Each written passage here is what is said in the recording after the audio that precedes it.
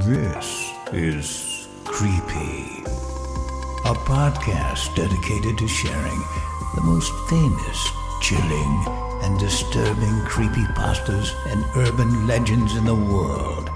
Whether these stories truly happened or are simply fabrications is for you to decide. These stories may contain graphic depictions of violence and explicit language. Listener discretion is advised. Creepy presents Everything as It Was, written by Warren Bendetto and narrated by Alicia Atkins. When I first walked into our crooked two-room house, Mama was standing at the sink, staring out the window at the barren fields outside. The wind was blowing steadily, sending great big clouds of dust swirling through the air. It made a shushing sound against the glass, like someone was asking for quiet. There weren't any crops in our field, or the next field, or the next. Or any, it seemed like, for as far as the eye could see. With nothing in its way, the wind just blew and blew forever, right through Oklahoma, and into infinity, carrying all the dirt along with it. I stood behind Mama and watched as she wiped a plate with a dish rag, round and round and round, real slow, like her mind was somewhere else. After a while, I opened my mouth to try to say something, but I couldn't get any words to come out. I guess I made some sort of noise, though, because Mama turned around really quick. I must have spooked her. She dropped the dish onto the floor, where it shattered into 1,000 pieces. Her face went sheet white. She whispered, "Annabelle!" She put her hands over her mouth, then took a step closer to me. Her eyes got wet. She reached out and touched my cheek, then my hair. Her hand was shaking. It was like she was testing that I was real, that I wasn't some kind of ghost or apparition. Finally, she dropped to her knees and hugged me so hard I thought my ribs would break.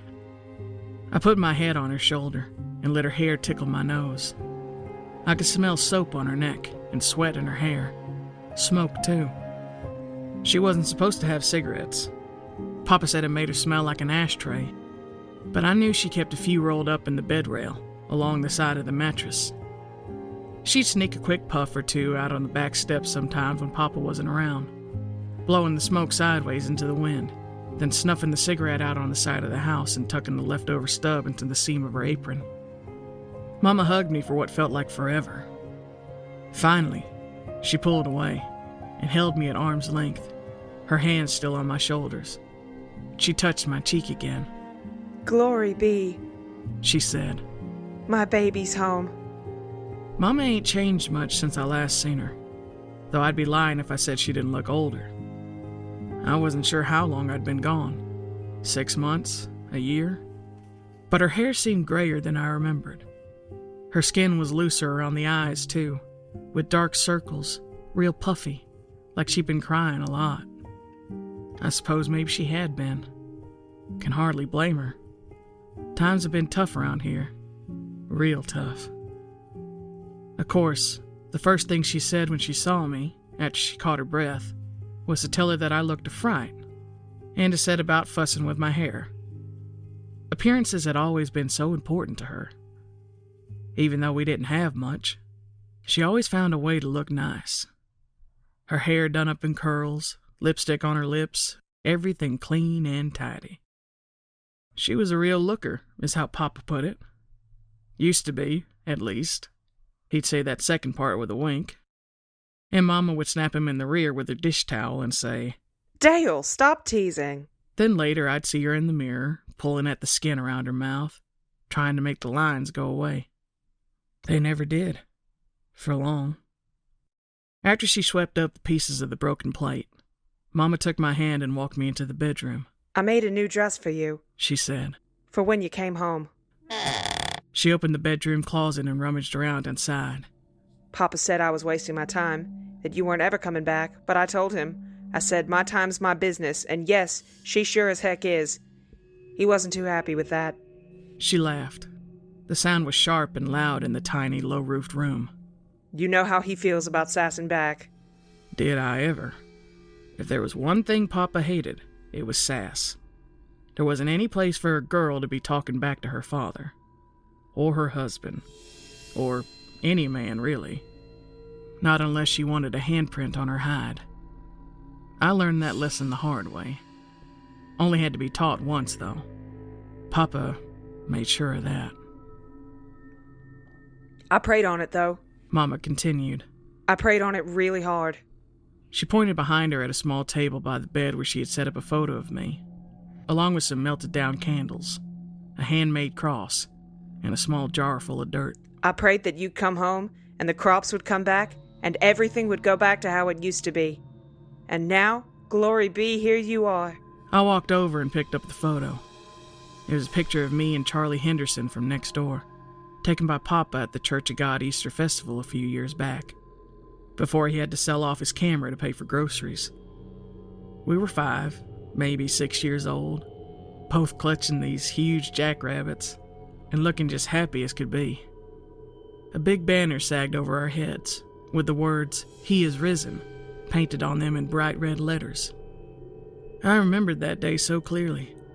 The sky was blue, the wind was still, there wasn't any dust, we weren't sick yet. It was a good day, maybe the best, maybe the last. Pretty soon after that day, the dust storm started. Black blizzards was what people called them. They'd come across the sky like a towering black ocean wave, as far and as high as the eye could see, just waiting to crash over us and wash us clear off the earth. Except, instead of water, these waves were made of dirt. When they hit, the dust was so thick that we could hardly breathe. We couldn't even step outside without a wet towel over our face, lest we take in too much dust in our lungs. Mama said the storms were a test, that God was testing our faith. But Papa saw it differently. He saw it like God had abandoned us, all of us, all at once. We were forgotten by God, forgotten by the government, forgotten by everyone. A man has to make his own way now, was how he put it. We're on our own. I remember Charlie's dad, Mr. Henderson, answered amen to that. That was a church word, which I thought was a funny thing to say to someone doubting God. But maybe that was the point. Before long, people started getting sick, coughing, spitting up black phlegm. Dust sick, they called it. Babies and old people had it the worst. It got the Miller twins down the road first, one, then the other a few days later. Then it took old Mr. Kelfman, and also Mrs. Robinson from the grocery in town. Soon, even strong men like Calvin White and Tom Fratz were laid up. Their breathing sounded like rusty nails in a shaken tin can. Not everyone who got dust sick died, but the ones who didn't coughed so bad, they wished they would have.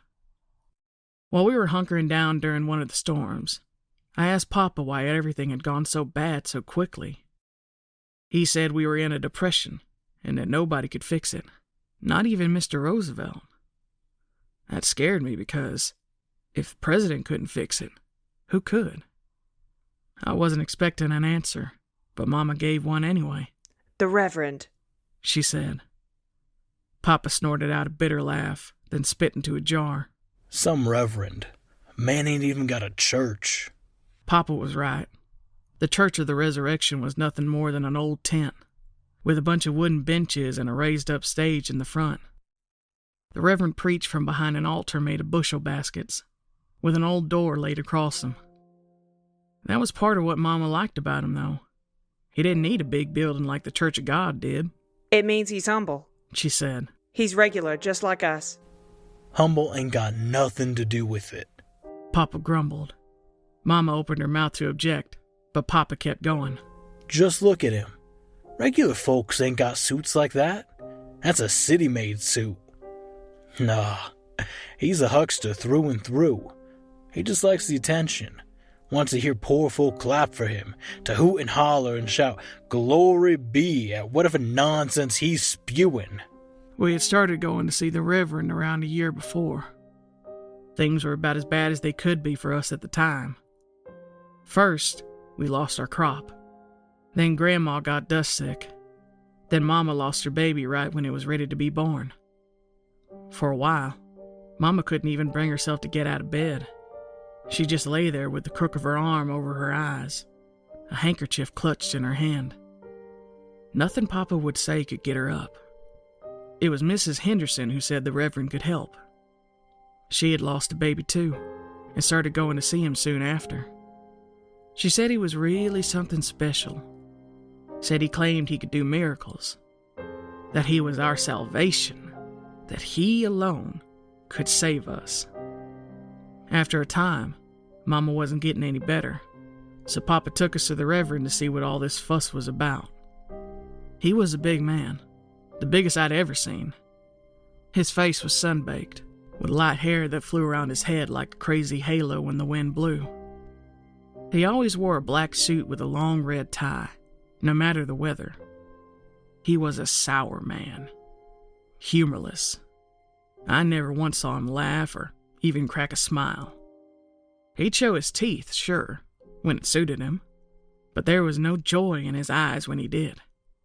They were flat and black, and his smile was mean, cruel. The kind of smile you'd see a man make when a cripple fell on the steps and his groceries spilled out on the ground. You'd think a man as big as he would have a voice to match, but he didn't. His voice was thin and reedy. It seemed to come more from his nose than his mouth. The way he preached didn't sound like any preacher I'd ever heard either. The Mass we used to go to at the Church of God was quiet and reverent, with its hymns and homilies and silent prayers. The Reverend's Mass wasn't like that at all. In fact, he didn't even call it a Mass. He called it a revival. It was loud and angry, with talks of demons and plagues and the devil, of the end times and the God-forsaken ground. That's what he called it, God-forsaken. Said Satan himself must have cursed the land for it to dry up like it did. He'd get the congregation all fired up, to where they were shouting and cursing the land as if it was out to get 'em. I always thought, how can land be bad? It's just land. It didn't do anything except sit there and try to be left alone. It was people who were doing things to the land, not the other way around. When I asked Papa about it, he said some people didn't want to blame themselves, so they took it out on the land instead. Made them feel better to point their rage at something that couldn't fight back. Like the lamb? I asked him. No, he said, looking troubled. That's something different. The lamb was still fresh on my mind, from the Sunday before. I didn't think I would ever forget the way it squealed and screamed, with 4 men holding it down so the Reverend could slit its throat. I could see the whites of its eyes, staring at me, wide with terror, pleading. Papa tried to cover my face, but I pulled away so I could look. I wanted to see, until I did, that is. Then I wish I hadn't. I watched as the Reverend plunged his hands into the torrent of blood arching from the lamb's throat, then raised his blood-gloved hands towards the sky. Blood snaked down his forearms and into the sleeves of his suit. "Glory be," he proclaimed. The lamb's blood poured down the altar and soaked into the dusty ground.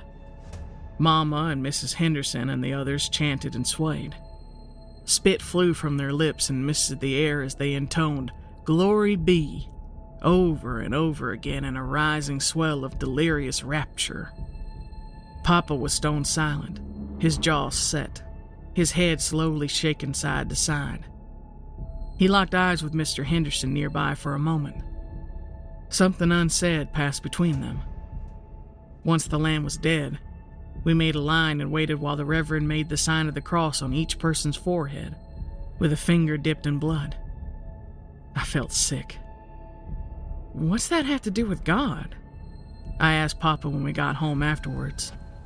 Nothing. he said, taking a wet rag and gently dabbing at the mark on my forehead. Nothing at all. Then why did people let him do it? 'Cause they're scared. And when people are scared, they'll believe anything just not to be scared anymore. Take things back to how they used to be. Are we scared? I asked him. Papa took a long time to answer. He looked over at Mama, who was on her knees in front of her small bedroom altar. Candlelight flickered on her face. Her hands were clasped tightly at her chin. Her lips moved in silent prayer. Finally, he nodded. Sometimes. I took one last look at the photo of me and Charlie, then put it back on the table where I got it. Mama was still digging through the closet looking for the new dress, mumbling, Where the heck is the darn thing? and If he threw it away.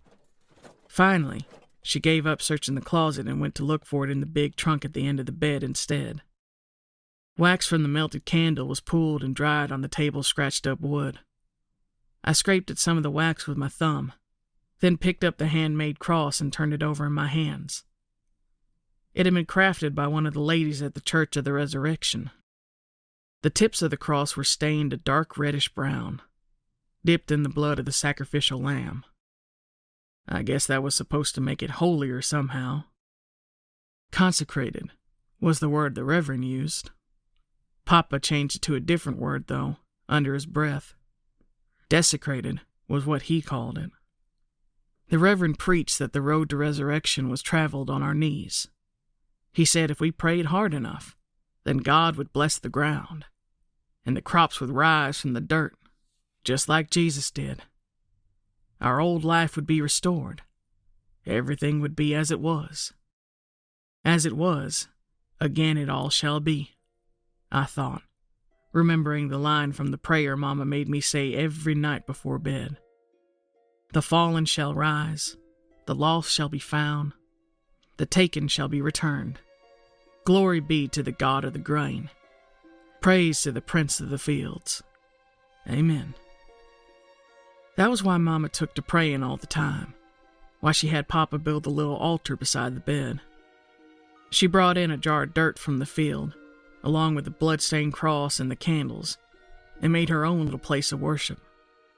The picture of me and Charlie wasn't there at the time. She must have added that after I left. Mama prayed at that altar every morning, noon, and night, asking God to bring back the crop, to bring back the rain, to restore what we lost, to give her a sign that everything would be okay. Papa got pretty frustrated with the whole charade. He said Mama spent all her time praying into a jar of dirt instead of actually doing something useful. Don't you see? He told her. Things ain't going back to how they used to be. Times have changed. We need to change too. We're gonna get left behind. But Mama didn't want to hear any of that. She didn't want to change. She wanted things to be the way they always were. Change was the devil's work. That's what the Reverend said. God made the world just so, and it was meant to stay that way. Eventually, Papa got to the point where he made a ruckus outside the tent one Sunday after the revival, in front of the Reverend. I don't know, Pauline, he said to Mama. All this praying don't seem to do no good as far as I can see. On our knees every night and twice on Sundays, and for what? We still ain't got no rain, ain't got no crops either. We got dirt though, got plenty of that. He bent down and picked up a handful of dirt, then threw it down. Got a bumper crop of dirt. Dust too, oh boy, you want dust? We got a special, 2 bushels for the price of 1. We'll throw in a mud pie too if you can spare a cup of water to mix it in. We ain't got none here, see? He said it like it was supposed to be funny, but it wasn't. Mama started to cry. After he was done ranting, Papa got in his truck and sped away, leaving me and Mama behind. We had to hitch a ride home with Mrs. Henderson. She told Mama not to worry, that Mr. Henderson had lost his faith too. She patted Mama on the knee. Here it is. Ta-da! Mama finally found the new dress, all the way at the bottom of the clothes trunk. She pulled it out with a flourish and held it up for me to see. Like my other dress, it was made from the leftover flour sacks we got from the relief office. President Roosevelt knew that poor folks like us used the sacks to make clothes, so he did what he could to make them nice. Mama had found a sack with a bloom of pink flowers, like the kind we grew in our garden before it dried out. She turned it into a cute dress with short sleeves and a small waist, and a belt that she braided from different colored lengths of twine. It was nothing fancy, but she sewed it up extra fine. It was pretty, I thought. Mama shook the dress out with a sharp snap and laid it out on the bed. Dust went swirling up in the air in little spirals, then drifted down toward the floor. The way it caught the sunbeam streaming through the windows made me think of God. Like maybe he was still around. Like we hadn't been abandoned after all. Hope it fits, Mama said. Let's see.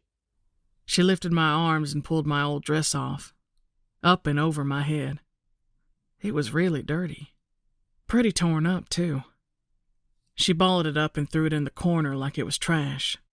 Then she slipped the new dress over my head and tied up the string in the back. She walked around me to the front, checking out the fit, tugging at the seams, brushing off the shoulders, picking off little pieces of thread and lint as she went. While she primped and groomed me, I looked out the bedroom window at the Hendersons' house next door. Their front door was wide open, with the screen door banging in the wind. Mr. Henderson still ain't fixed that latch, I thought to myself. Charlie Henderson was my best friend. Always had been, since we were babies. We did everything together. Grew up together, went to school together, played stickball together, and when the dust storms got so bad they blocked out the sun for a week at a time, we got dust sick together. Ended up right next to each other at a little old Mercy hospital up the road in Boise City. And now, we were coming home together too. I thought to myself, I hope Charlie's parents are as happy to see him as Mama is to see me. Mama circled her fingers around my wrist, lifted my arms and examined my hands. First one, then the other. Oh my, your nails! She exclaimed. She was right. They looked terrible. They were ragged and torn, with semicircles of dirt caked underneath. We've got to get these clean. She disappeared from the bedroom back into the kitchen. I could hear the water running as she soaked her dish rag and loaded it with washing powder. While I waited for her to come back, I looked out the window again. I was surprised to see Mr. Henderson emerge from their barn and headed towards the back door of their house. He was leaning into the wind, shielding his eyes against the sharp sting of the sand with one hand. In his other hand, he carried his rifle. He threw open the back door and disappeared inside. Mama came back into the room, her dish rag dripping a trail of soap bubbles along the floor. She wiped the grime from my hands and cleaned my nails, then straightened up and took a step back. Her eyes got all teary. Glory be, look at you, she said. You look so pretty. Then she took me by the shoulders and turned me around to face the mirror so I could see for myself. I stared at my reflection in the dust-streaked glass. I didn't feel pretty. The skin on my face was the color of dead leaves. It was dried and tight on my skull and split in some places, exposing dull white bone underneath. There was a hole in my cheek where the teeth showed through, and a sunken black crater where one of my eyes used to be. I didn't have a nose. Half my lips were gone. I tried to say something, but my jaw wasn't working right. It just hung wide open, and a little bit sideways. That's how I could see that I didn't have a tongue. As I stared at my ruined face, I could hear screams coming from the direction of the Hendersons' house, followed by gunshots. I started to get worried. That ain't good, I thought. I hope Charlie's all right. I watched in the mirror as Mama took her wood-handled hairbrush and tried to brush through the mats in my hair. She was doing her best, but the bristles kept getting stuck. After a few tries, she gave up and put the brush down on the dresser. It had big clumps of hair in it, with ragged strips of rotten skin still attached. Undeterred, she gathered up what hair I had left on my head and started weaving it into a braid instead. Suddenly, the floor shook under my bare feet. Heavy footsteps thudded across the front porch of our house, followed by the familiar squeak of the front door opening. A few more footsteps, inside the house now. Then Papa threw open the bedroom door. He stopped dead in his tracks. His face went as gray as the Boise City Post. Mr. Henderson entered behind him, still carrying his rifle. Red-black flecks of blood were peppered across his cheeks and neck and were splattered down the front of his wide undershirt. His expression was grim. Mama primped up the dress around my shoulders, then turned me around to face my father. Look who's home, she said. She smiled. Tears streamed down her face, cutting tracks through the dust on her cheeks.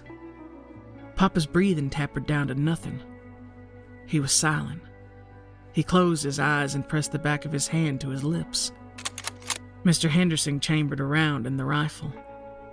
With his eyes still closed, Papa reached out towards Charlie's father. Mr. Henderson handed him the rifle. Go, Papa said. His voice was choked, barely a whisper. Mr. Henderson made the sign of the cross, then backed out of the room, closing the door behind him. Papa gripped the rifle in his hands, his finger rigid against the trigger guard. He swallowed hard. Annabelle, Mama said quietly. say hello to your father. With a firm hand in the middle of my back, she guided me closer to him. Papa opened his eyes. His face was pained. I looked down at the floor, ashamed of my horrid appearance. I didn't want him to see me like this. I couldn't bear to have him looking at me. I wanted to crawl away, back into the dirt where I came from. Papa reached down and nudged my chin up with the side of one curled finger. He took a moment to look at my face. Then he leaned the rifle in the corner by the doorframe and dropped to one knee. He extended his arms and enfolded me in a warm hug. I hugged him back. The stubble from his cheek was rough against my skin. I heard Mama exhale a shuddery sigh. She knelt down and embraced me from behind. We held each other like that for a while, nobody saying anything. Finally, Mama lifted her head and looked over to the small table where my picture was. She drew in a breath, then touched Papa's arm. Dale, She said. She flickered her eyes towards the table. Papa looked over. A sob hitched in his chest. In the small jar next to my photo, a bright green shoot of leaves was poking through the dirt. It wasn't like any normal shoot I'd ever seen. It was twisted like a corkscrew, with a sharp tip at the end. But it was there. It was alive. everything as it was. Mama said. Papa placed a soft kiss on my forehead, then kissed Mama on the lips. Glory be.